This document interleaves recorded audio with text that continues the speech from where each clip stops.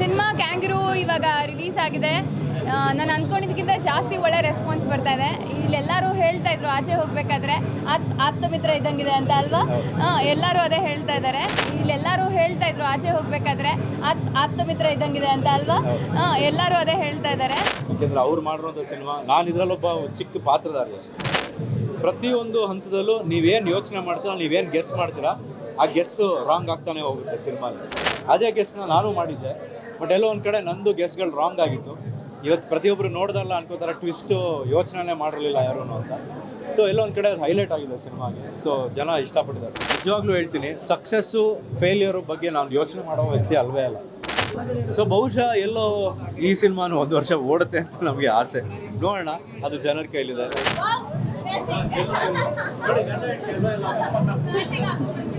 ಅದೇ ಸೀರಿಯಲ್ನ ಮರ್ತೋಗ್ಬೋದು, ಸಿನಿಮಾದಲ್ಲಿರೋ ಪಾತ್ರಗಳನ್ನ ವರ್ಷಾನ್ಗಟ್ಲೆ ಆದರೂ ನೆನ್ಪಿಟ್ಕೊಂಡಿರ್ತೀವಿ ನಾವು.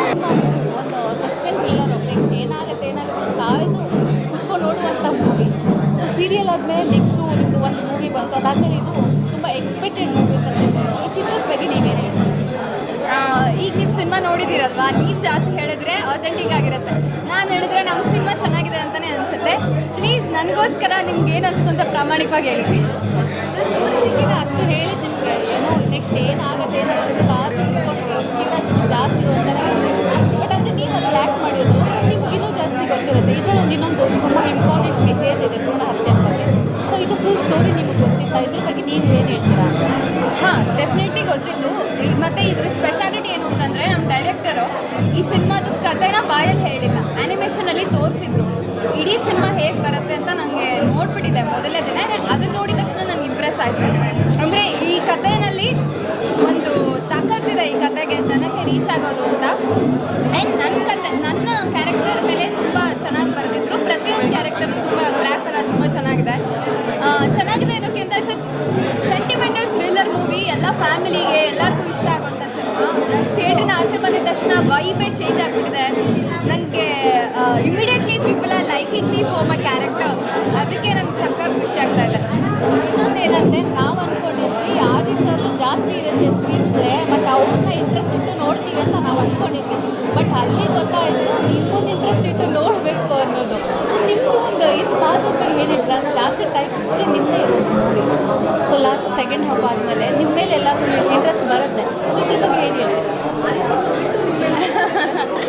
ಇಲ್ಲ, ತುಂಬ ಬ್ಲೆಸ್ಡು. ಸೊ ನನ್ನ ಡೈರೆಕ್ಟ್ರಿಗೆ ಥ್ಯಾಂಕ್ಸ್ ಹೇಳಬೇಕು. ಯಾವತ್ತಾದರೂ ಇದನ್ನು ನಾನು ಅಭಿನಯಿಸಿದ್ದೀನಿ.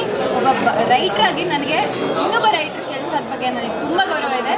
ಈ ಕಥೆಯ ಆ ಯೋಚನೆ ಪ್ರತಿಯೊಂದು ನಿರ್ದೇಶಕರಿಗೆ, ಬರಹಗಾರರಾದ ನಮ್ಮ ಕಿಶೋರ್ ಮೇಘಲಮನೆ ಅವರಿಗೆ ಸಲ್ಲಬೇಕು.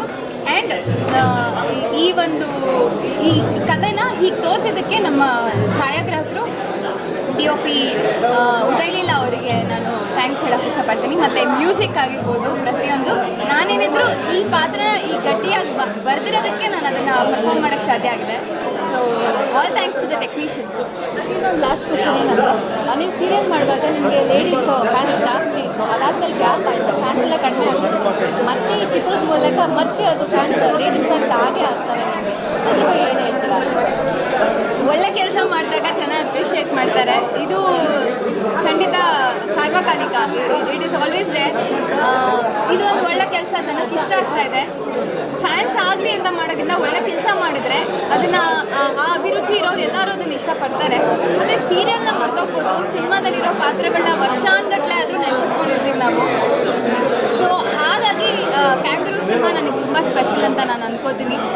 ದಯವಿಟ್ಟು ಎಲ್ಲರೂ ಥಿಯೇಟರ್ಗೆ ಬಂದು ಬೇಗ ಸಿನಿಮಾ ನೋಡಿ, ಸೊ ದ್ಯಾಟ್ ಆ ಥ್ರಿಲ್ ನಿಮ್ಗೆ ಮಿಸ್ ಆಗಲ್ಲ.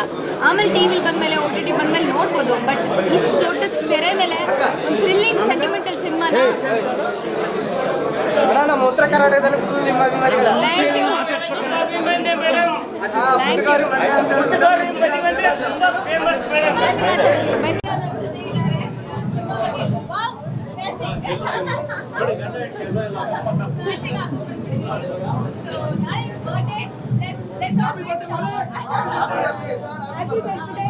ನಾಳೆ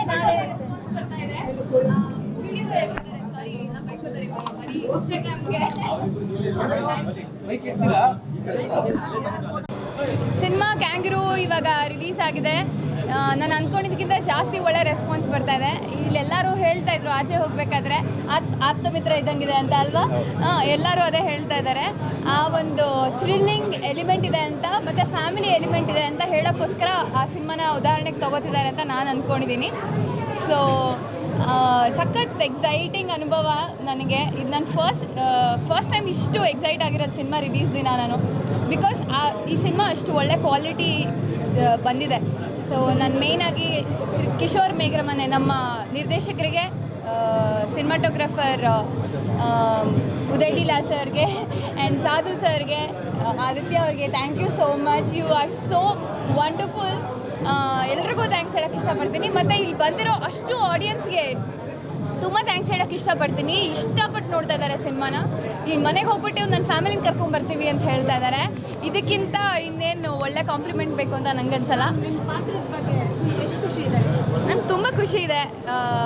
ನಂಗೆ ಆ್ಯಕ್ಚುಲಿ ಈ ಥರ ಸ್ಕೋಪ್ ಸಿಕ್ಕಿದಾಗ ನಮಗೆ ಕರಿಯರಲ್ಲಿ ಒಂದು ಮೈಲಿಗಲ್ಲು ಅಂತ ನಾನು ಅಂದ್ಕೊಳ್ತೀನಿ.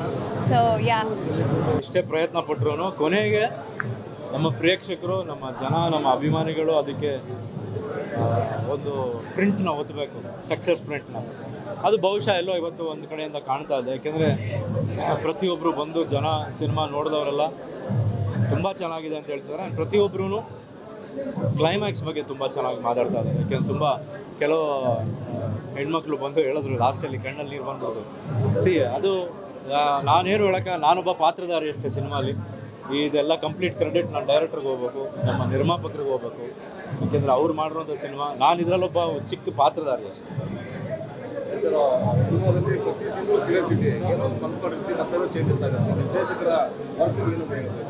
ಅದೇ ನಾನು ಹೇಳಿದ್ದು. ನಾನು ಪ್ರತಿ ಸರಿ ನಾನು ನಮ್ಮ ಪ್ರಮೋಷನಲ್ ವೀಡಿಯೋಗಳಲ್ಲಿ ನಮ್ಮ ಯೂಟ್ಯೂಬ್ ಮಿತ್ರರ ಜೊತೆ ನಾನು ಇಂಟರ್ವ್ಯೂ ಮಾಡಿದಾಗೆಲ್ಲ ನಾನು ಹೇಳಿದ್ದು ಅದೇನೆ. ಪ್ರತಿಯೊಂದು ಹಂತದಲ್ಲೂ ನೀವೇನು ಯೋಚನೆ ಮಾಡ್ತೀರಾ, ನೀವೇನು ಗೆಸ್ ಮಾಡ್ತೀರಾ, ಆ ಗೆಸ್ಸು ರಾಂಗ್ ಆಗ್ತಾನೆ ಹೋಗುತ್ತೆ ಸಿನಿಮಾಲಿ. ಅದೇ ಈ ಸಿನಿಮಾದ ಹೈಲೈಟ್ ಅಂತ ಹೇಳ್ಬೋದು. ಆಮೇಲೆ ಮೊದಲನೇ ಸರಿ ನಾನು ಸಿನಿಮಾ ಆ್ಯನಿಮೇಷನ್ ರೂಪದಲ್ಲಿ ನೋಡಿದಾಗ ಆವಾಗಲೇ ನನಗೆ ತುಂಬ ಇಷ್ಟ ಆಗಿತ್ತು ಸಿನಿಮಾ. ಯಾಕೆಂದರೆ ನಾನೇ ಒಂದು ಕುತೂಹಲ ಇಟ್ಕೊಂಡು ಸಿನಿಮಾವನ್ನು ನೋಡಿದ್ದೆ. ಸೊ ಬಹುಶಃ ನಮ್ಮ ಪ್ರತಿಯೊಬ್ಬರು ನಮ್ಮ ಪ್ರೇಕ್ಷಕರಿಗೆ ಏನು ಗೆಸ್ಸಸ್ ಇರುತ್ತೆ ಅದೇ ಗೆಸ್ನ ನಾನು ಮಾಡಿದ್ದೆ. ಬಟ್ ಎಲ್ಲೋ ಒಂದು ಕಡೆ ನಂದು ಗೆಸ್ಗಳು ರಾಂಗ್ ಆಗಿತ್ತು.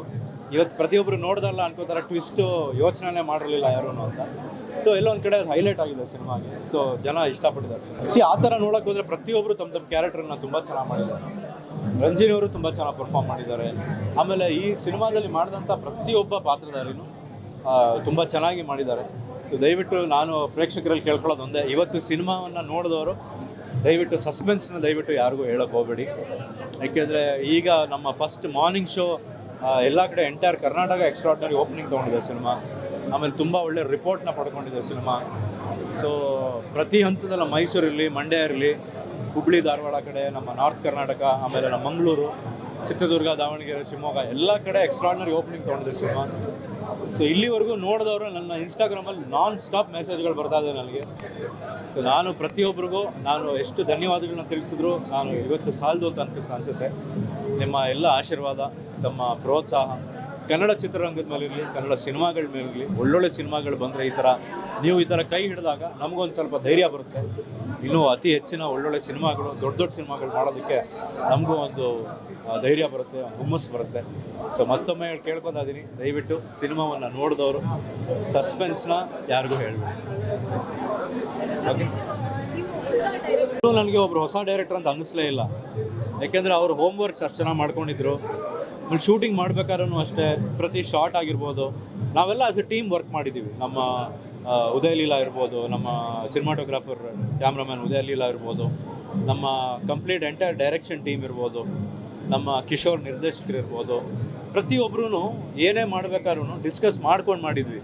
ಯಾಕೆಂದರೆ ಈ ಸಿನಿಮಾನ ನಾವು ಮಾಡುವಾಗ ಬಹುಶಃ ನೀವೆಲ್ಲ ಸಿನಿಮಾ ನೋಡಿದ್ದೀರಾ ಅನ್ಕೋತೀನಿ, ಸಸ್ಪೆನ್ಸ್ ಎಲ್ಲೂ ಲೀಕ್ ಆಗಬಾರ್ದು. ಯಾರ ಮೇಲೂ ನಾವು ಏನು ಅಂದ್ಕೊಂಡಿದ್ದೀವೋ ಅದು ಎಲ್ಲೂ ಒಂಚೂರು ಯಾರ ಮೇಲೂ ಡೌಟ್ ಬರಬಾರ್ದು ಅಂತ ಭಾಳ ಕೇರ್ಫುಲ್ಲಾಗಿ ಶೂಟಿಂಗ್ ಮಾಡಿದ್ದೀವಿ ಸಿನಿಮಾನ. ಸೊ ಪ್ರತಿ ಹಂತದಲ್ಲೂ ಆ್ಯಕ್ಚುಲಿ ನೋಡೋಕೆ ಹೋದರೆ ನಾವು ಒಂದು ಸೀನ್ ಶೂಟ್ ಮಾಡ್ಬೇಕಾದ್ರೆ ಒಂದು ಕ್ಲೂ ಬಿಟ್ಬಿಟ್ಟಿದ್ರು ಡೈರೆಕ್ಟ್ರು. ಸಾರ್ ಇದು ಬಿಟ್ಟರೆ ಗೊತ್ತಾಗ್ಬಿಡುತ್ತೆ, ಸಾರ್ ಕರೆಕ್ಟ್, ನಾನು ಯೋಚನೆ ಮಾಡಿರಲಿಲ್ಲ.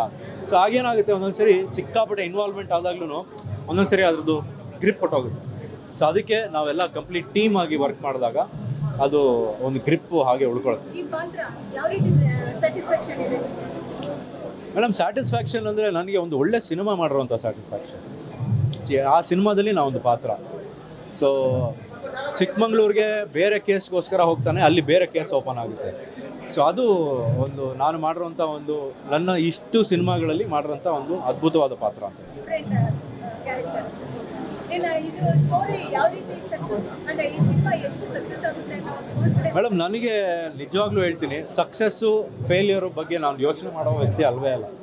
ಇವತ್ತು ಒಳ್ಳೆ ಸಿನಿಮಾ ಮಾಡಿದ್ದೀವಿ, ಅದನ್ನು ಇವತ್ತು ಜನಕ್ಕೆ ನಾವು ಅದನ್ನು ಕೊಡುಗೆಯಾಗಿ ನೀಡಿದ್ದೀವಿ. ಇವಾಗ ಅವರು ಜನ ಹೇಗೆ ಅದನ್ನು ರಿಸೀವ್ ಮಾಡ್ತಾರೆ ಅನ್ನೋದು ಭಾಳ. ನನಗೆ ಇವತ್ತು ಸಿಕ್ಕಿದ್ದ ಭಾಳ ದೊಡ್ಡ ಕಾಂಪ್ಲಿಮೆಂಟ್ ಏನಂದರೆ, ನಾನು ತ್ರಿವೇಣಿ ಥಿಯೇಟ್ರ್ ಎಂಟ್ರ್ ಆಗಿದ ತಕ್ಷಣ ಕೆಲವು ಪ್ರೇಕ್ಷಕರು ಆಪ್ತ ಮಿತ್ರ ಇದ್ದಂಗಿದೆ ಸರ್ ಸಿನಿಮಾ. ಸೊ ಎಲ್ಲೋ ಒಂದು ಕಡೆ ನಮಗೆ ಅದು ಭಾಳ ದೊಡ್ಡ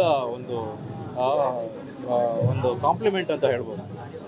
ಯಾಕೆಂದರೆ ತಮ್ಮೆಲ್ಲರಿಗೂ ಗೊತ್ತು, ಆಪ್ತ ಮಿತ್ರ 1 ವರ್ಷ ಓಡಿದಂಥ ಸಿನಿಮಾ.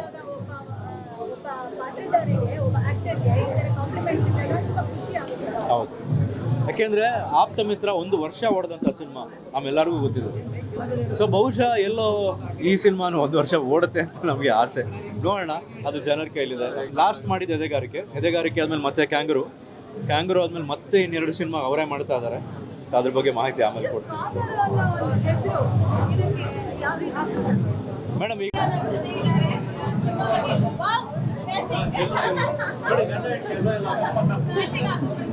Beat Plus Karnataka.